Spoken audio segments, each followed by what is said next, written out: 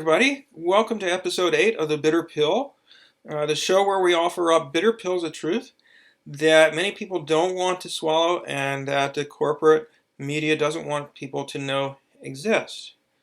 So in the last episode, I discussed the smear campaigns against Tulsi Gabbard and Bernie Sanders that primarily have been driven by the neoliberal wing of the Democratic Party and its legion of backers in the corporate media who don't really want there to be peace or real social justice in America.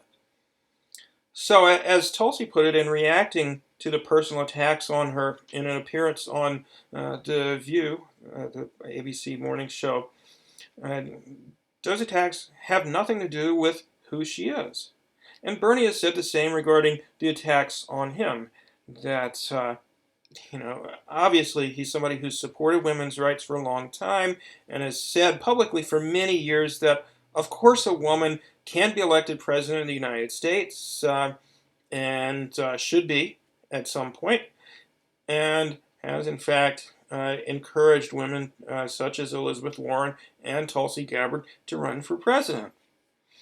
And Tulsi herself said that in her private meeting with him, where they discussed plans to run for president with each other, which took place at about the same time as the similar meeting of Elizabeth Warren and Bernie Sanders, December 2018, where Warren claims that he said that he didn't think a woman could be president. Tulsi said, he was very, very encouraging and supportive, as he's always been, and certainly didn't discourage her from running for president or lead her to believe that a woman couldn't win. That's ridiculous. As are other smears that have been leveled against Bernie and Tulsi, as we discussed last time.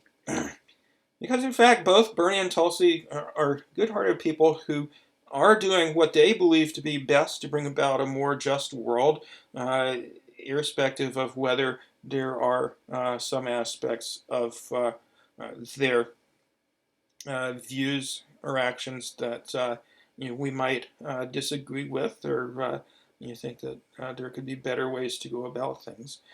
And importantly, they're both refusing to take any corporate PAC money. Their campaigns are 100% grassroots, people-powered campaigns. And last time I summarized many of the excellent policy positions that they've taken on domestic policy. We'll get into foreign policy in a later episode.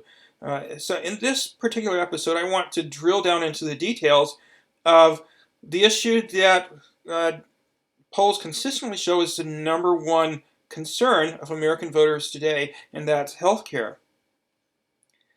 So it's well known that Bernie advocates Medicare for All.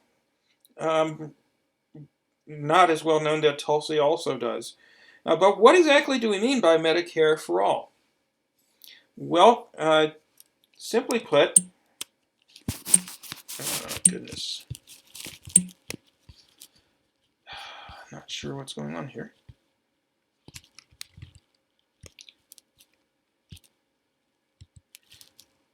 Okay, I thought there was a summary of what Medicare for All is here, but anyway, I'll just say it. Medicare for All is a system where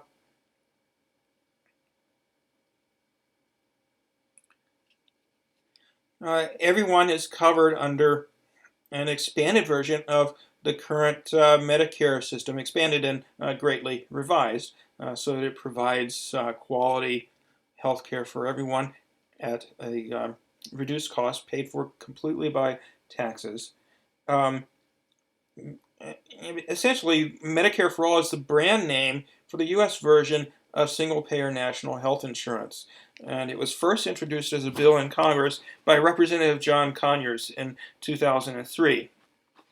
The current bills in Congress are S. 1129, introduced in the Senate by Bernie Sanders, and H.R. 1384, introduced into the House by Representative Pramila Jayapal. It's the Medicare For All Act of 2019. As you can see, there are a lot of co-sponsors of this bill, and one of them is, in fact, Tulsi Gabbard. So the name Medicare for All comes from the fact that the current government-funded health insurance system for those aged 65 and over is called Medicare. And so the idea of Medicare for All is to expand that system to everyone and modify it so that it covers all medically necessary costs uh, with minimal or no point of service cost to patients. So like current Medicare, Medicare for All would be taxpayer funded. And just so we're crystal clear about it, it guarantees high quality medical care for every single American, and you can't opt out of Medicare tax. If you are a taxpayer, everybody has to pay it. It's just like public schools. Um, and in terms of costs, Physicians for a National Health Program, a Medicare for All lobbying group that's been around for more than 30 years now, estimates that overall healthcare costs would be cut by approximately 40% under a Medicare for All plan from what they currently are, by vastly reducing administrative costs, eliminating most profits for private corporations, um, and making it largely unnecessary to pay private health insurance premiums. And the idea is that the government, as the predominant payer of medical costs, would have enormous negotiating power to bring down those costs. In fact, the U.S. government would, under a Medicare for All plan, be the largest purchaser of medical goods and services in the world. So the term single payer refers to the fact that there's only one institution paying for the care that's guaranteed to the entire population. That single institution, of course, is the government. Now, contrary to popular belief, the term single payer doesn't necessarily refer to a system like Cuba's, where private insurance has been completely abolished.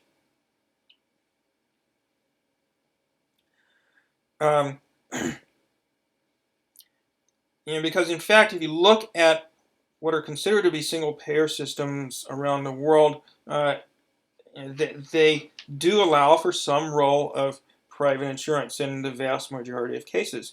Canada's Medicare system, universally considered a single-payer system, doesn't in fact cover dental or eye care, which most people would probably consider medically necessary costs. You have to get private insurance to have that covered in Canada. And some pharmaceutical costs are also covered by private insurance rather than the government. And yet, Canada's Medicare system, they call it Medicare like we do, is considered a single-payer system by most observers. Now, contrary to what you may have heard, the current bills for Medicare for All in the U.S. Congress, S 1129 and H.R. 1384, do not ban private insurance, even for medically necessary procedures. They don't completely prohibit it. So, if you look at the sections of the bills about private contracts, you will see that.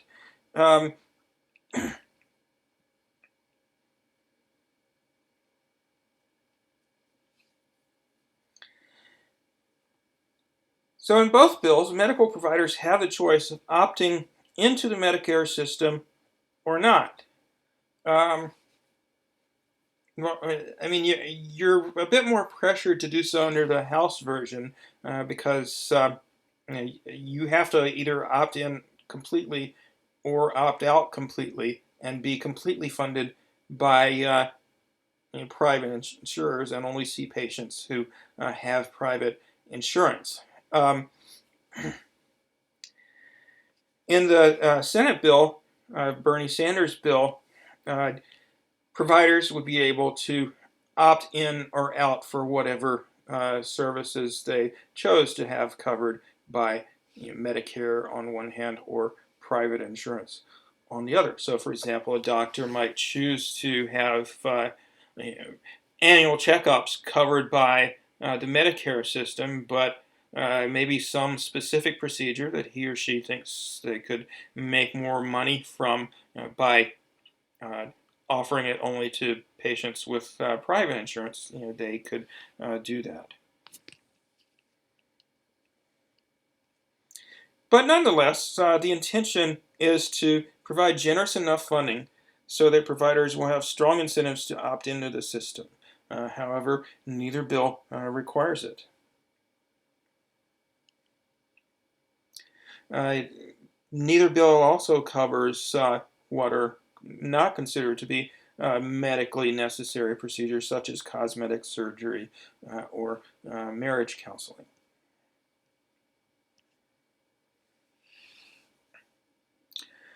Australia's Medicare system, to look at another country that has a well-regarded healthcare system, allows for a somewhat larger role for private insurance than the American Medicare bills would.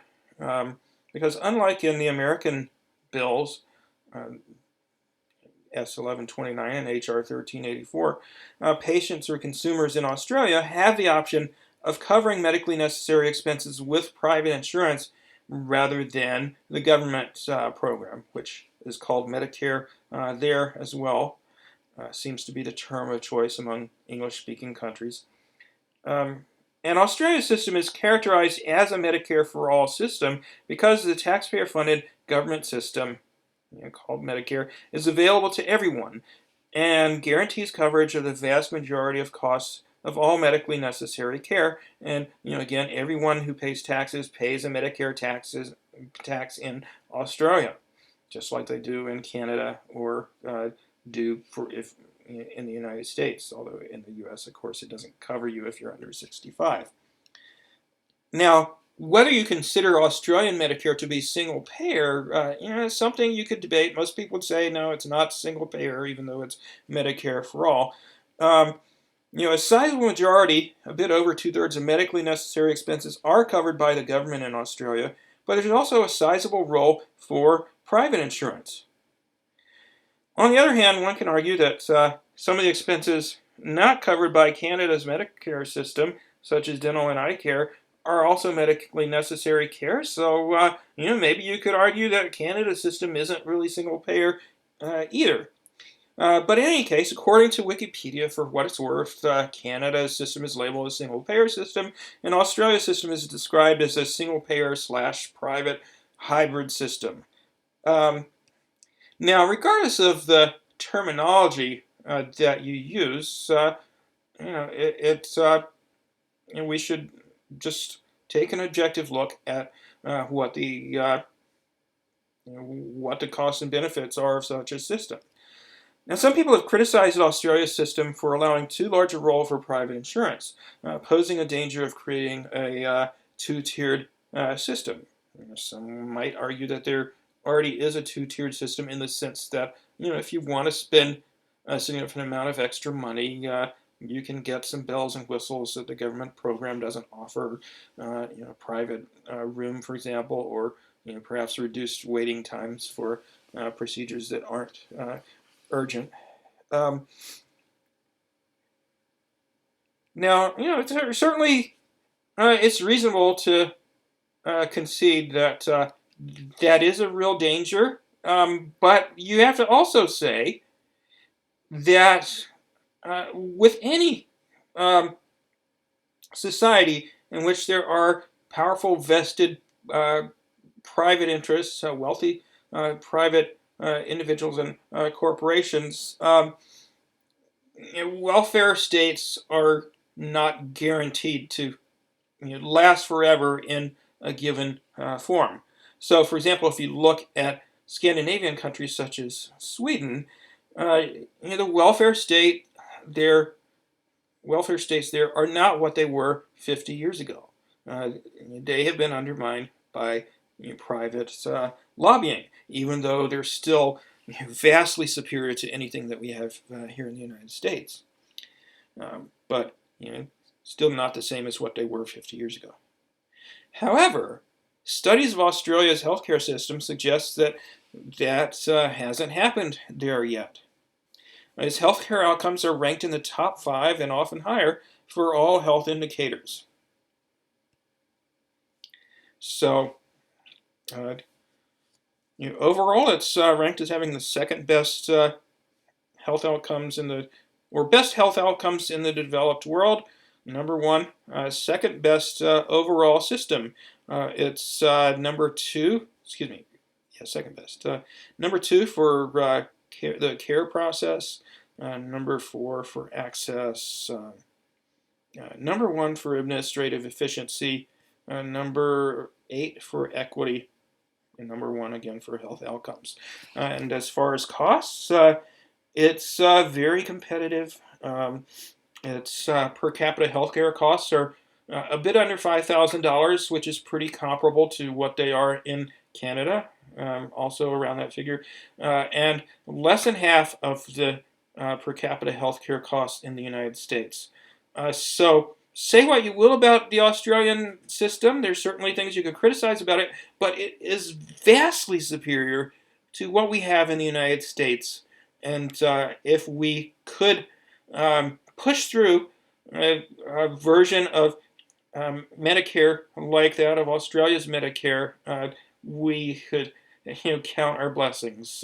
It would save a ton of lives, make our health outcomes better, and save us a shitload of money. So now you might wonder, why am I discussing Australia's Medicare system so much? And the reason for that is that Tulsi Gabbard has said that the sort of healthcare system that she advocates is loosely based on Australia's.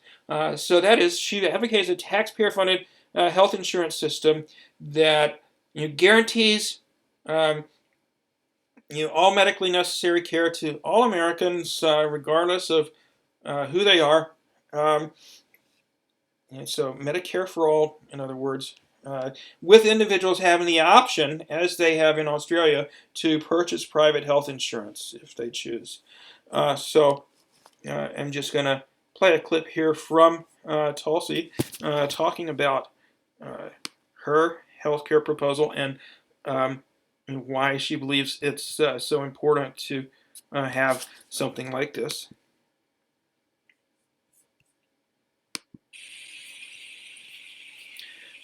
And I should say, this is a YouTube channel called Aloha 2020, and I highly recommend that you check it out. Perhaps the biggest debate on the debate stage in the Democratic Party has been over the issue of health care. Yes. You're a fan of Medicare for All, right? I've got a plan called Single Payer Plus. Okay. And it basically, it's modeled loosely after the healthcare system in Australia, where you have every single American who is enrolled in, it's a Medicare for All type of program. Everyone gets that basic quality health care. However, if you want to buy supplemental private insurance, or if your employer is offering you a great plan, you want to keep that, that's fine. But that does not undermine or take away from every American being able to get the quality health care they need. So it sounds like everybody is opted in automatically and you can opt out. Is that sort of You don't have to opt out. Everybody is enrolled in this program. If you want to supplement it or add on to it or whatever, you have the freedom to do so. So passing that would be tough, right? You've got insurance companies that have hundreds of millions of dollars they could throw at lobbying. Even when the Democratic Party had a supermajority in the Obama administration, they couldn't pass a single payer plan. How are you actually going to pass that?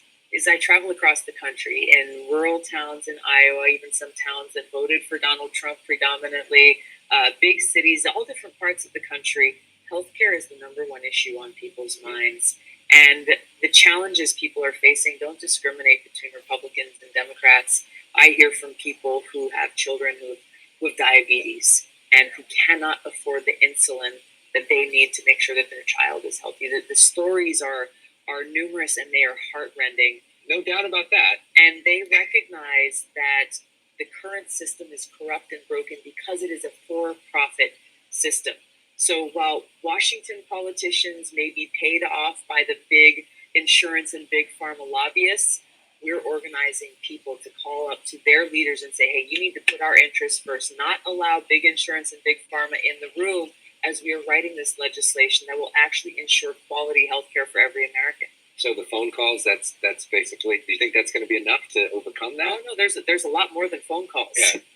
Look, people are crying out for help. Right. People are literally crying out for help because their lives or the lives of their loved ones depend on it. And they are being deprived of the care they need in the wealthiest nation in the world because of this greedy for-profit system that we have in place. That's why we've got to change this system at its core, while also addressing the revolving door and the legal corruption that exists in Washington. Yeah, and there's no issue more personal to people. So exactly, you're here in California.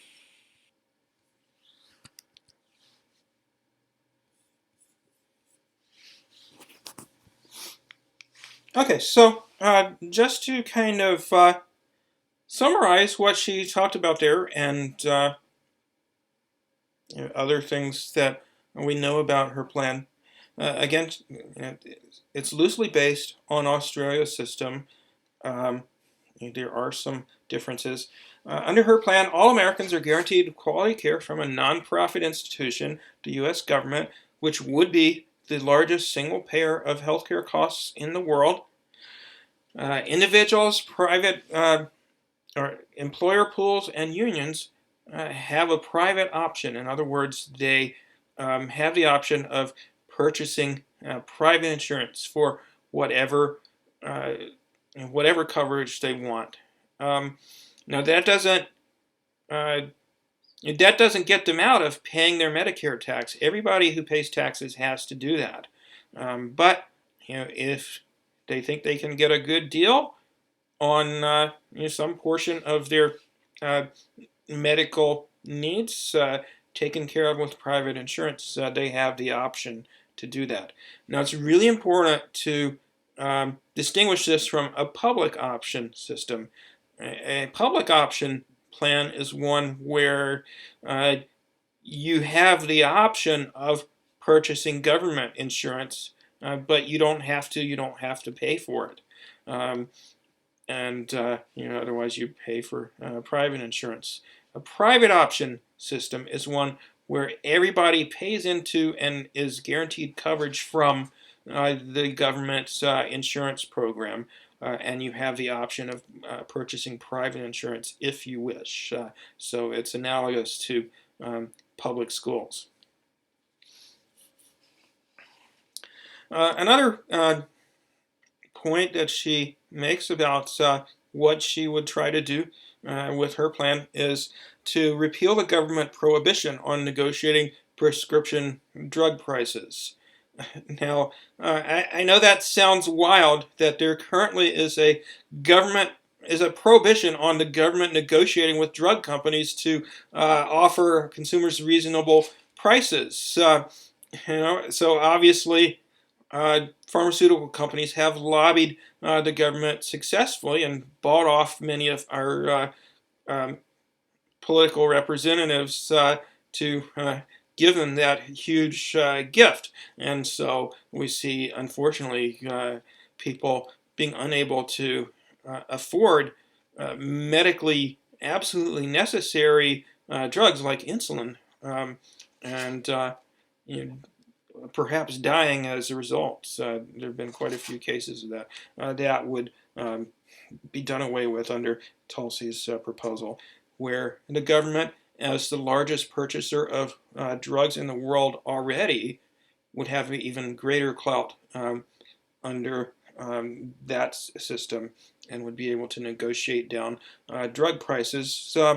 And an important aspect of the process for implementing universal Medicare for All healthcare coverage is for healthcare and drug companies to not have a seat at the table, so to speak, in writing healthcare legislation. So Tulsi says that's absolutely necessary, that we not have a repeat of the development of Obamacare, where basically the greedy private interests wrote the damn bill, pretty much. Tulsi voted for a bill recently that would cover vision and dental care, and has said that her plan would cover that as well as long-term care. Now remember, vision and dental aren't covered in Canada under Canada's Medicare program, and they're also not covered in Australia's plan. So she's improving on Australia's system in her proposal in that regard.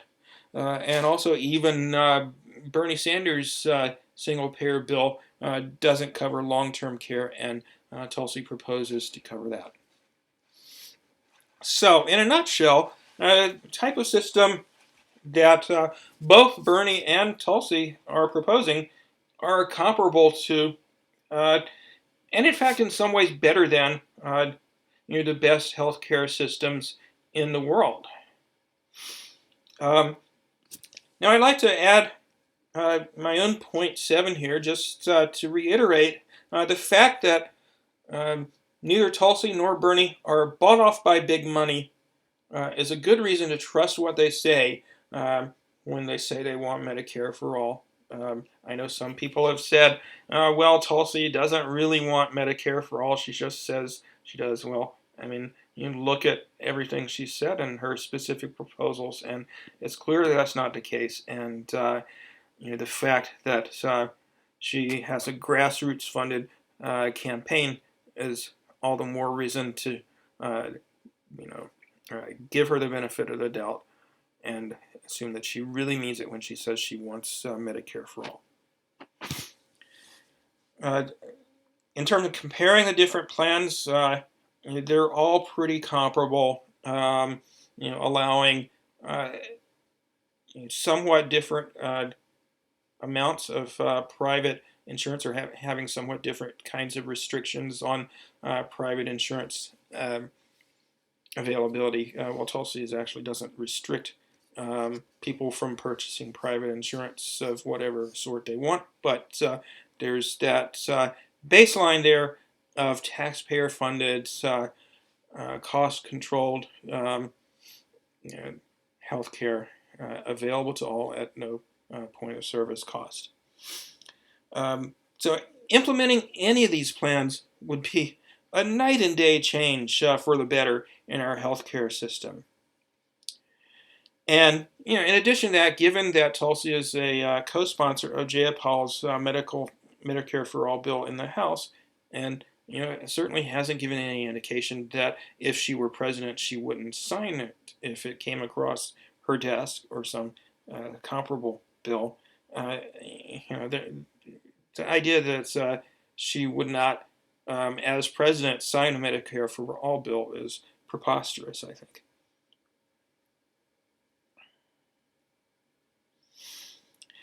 So, in short, if you look at the objective evidence, it's clear that both Bernie Sanders and Tulsi Gabbard are strong supporters of Medicare for All. So, that concludes today's episode of The Bitter Pill.